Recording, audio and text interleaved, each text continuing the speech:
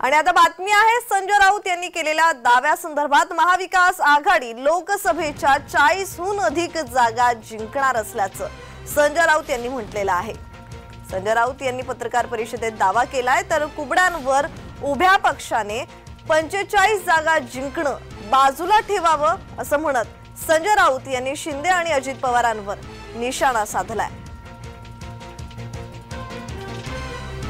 आम्ही किमान 40 जागांवरती निवडणुका जिंकू लोकसभेच्या असा आम्हाला आत्मविश्वास आहे। भाजप म्हणतो मिशन 45 आणि भाजपा मिशन 145 पण करू शकता।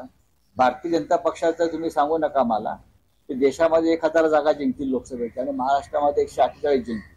भारतीय जनता पक्ष हा हवेतला पक्ष आहे, तो जमिनीवरचा पक्ष नाहीये। जे पक्ष 2 कुबड्यांवरती उभे आहेत, शिंदे आणि अजित पवार, त्यांनी 45 जागा जिंकण्याची भाषा करावी हास्यास्पद आहे।